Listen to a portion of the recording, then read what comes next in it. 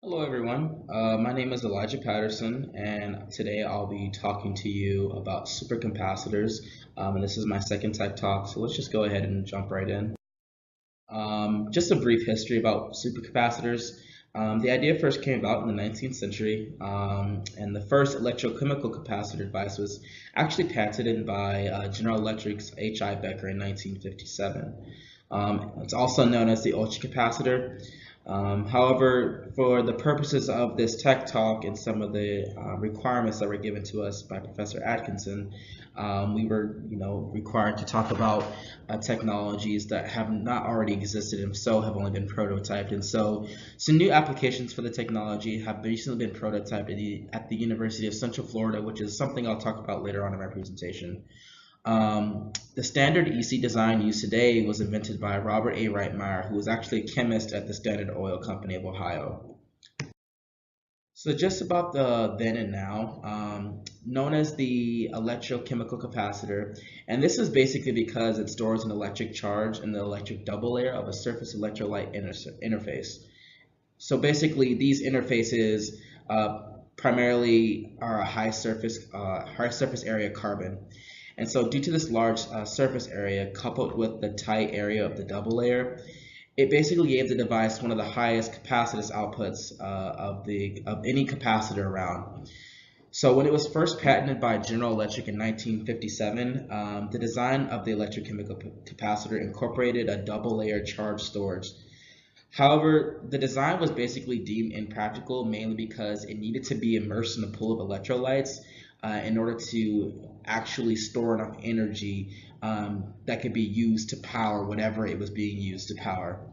And so, as previously mentioned, the standard EC design that Reitmeyer had presented to the Standard Oil Company of Ohio, they ended up having no practical use for it and ended up just patenting the design to the Nippon Electric Company, which is a Japanese company.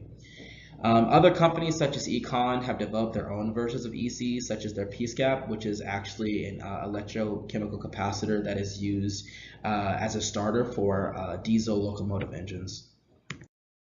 And so the now, and some about the current specs. So companies such as Maxwell, Murata, and the Tecate Group, they've all developed and created their own electrochemical capacitors. And the technology has primarily been applied to transportation and energy solutions, partly due to the fact that this area of interest best serves and most effectively utilizes technology. There's been a lot of talk about finding new sources of energy as opposed to fossil fuels that can be used to power many of the devices and facilities that we use today.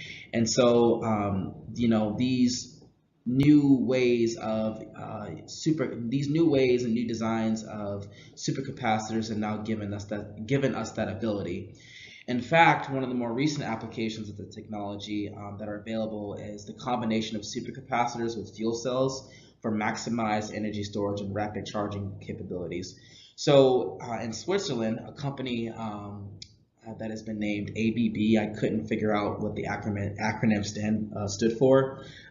They've incorporated rapid charging stations for public buses, and these were actually ordered back in 2016. And they're expected to take the streets of Switzerland with the ability to serve the public in an efficient manner, taking no more than 15 seconds to recharge.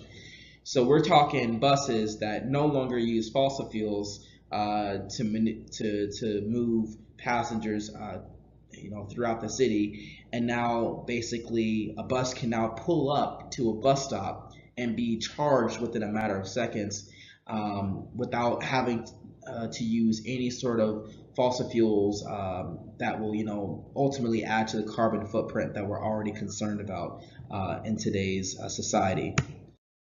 And so, what doesn't already exist? And that's the main point for this project. And so, as I mentioned earlier, researchers at the University of Central Florida have actually developed a new supercapacitor that has been quoted to last over 20 times longer than the conventional lithium ion cell, which is what you typically see in most of our devices, such as our laptops, our cell phones, anything that's battery powered, typically is lithium. It incorporates a conventional lithium ion cell.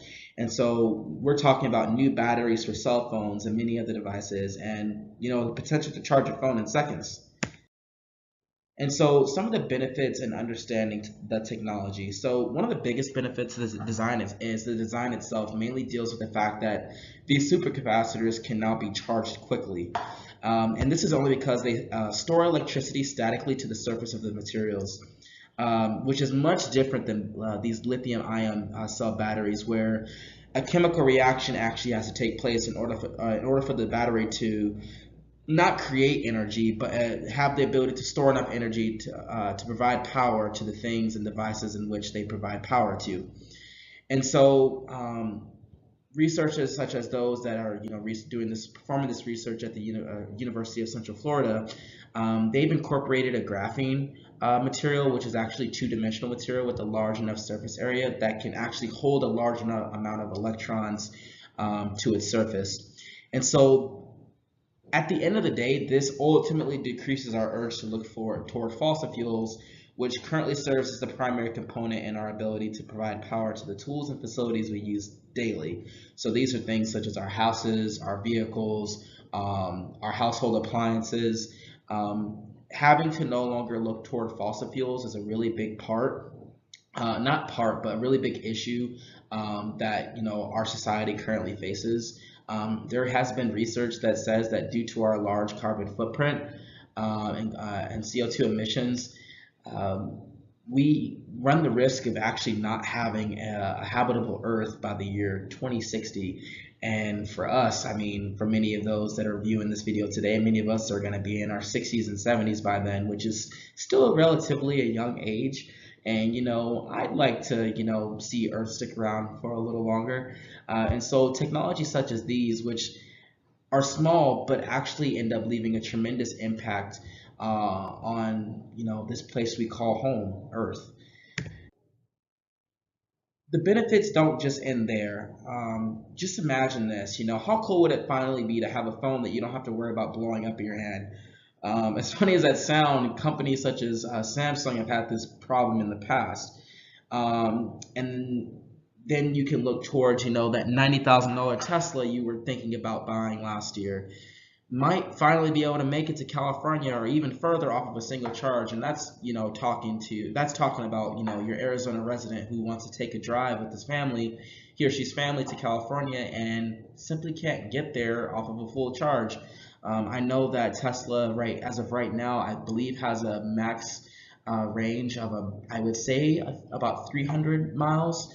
If you do the math, that's not going to get you all the way to California. So $90,000 is a lot of money to ask for. So when you think about that and this new technology for supercapacitors to be charged not only quickly but to store enough energy on their surfaces to provide power to the devices in which they provide power to for longer periods of time, $90,000 Tesla definitely will increase in price because the technology hasn't yet become standardized. And so because it's a new and developing a technology, you're basically paying into that as an investor for us to bolster that technology and for it to hopefully become standardized as opposed to what we currently have standardized given with fossil fuels.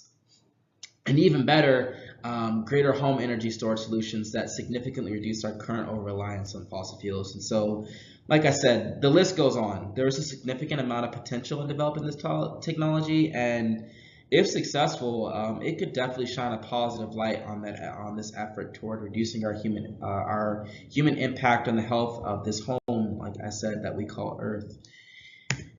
And so that basically concludes my presentation. I know I went through it kind of quickly, but well, now that I'm looking at it, maybe not so quick. It's almost 10 minutes long, but I really do appreciate you taking out the time to listen to me today, and I really look forward to reviewing some of your responses. Thank you.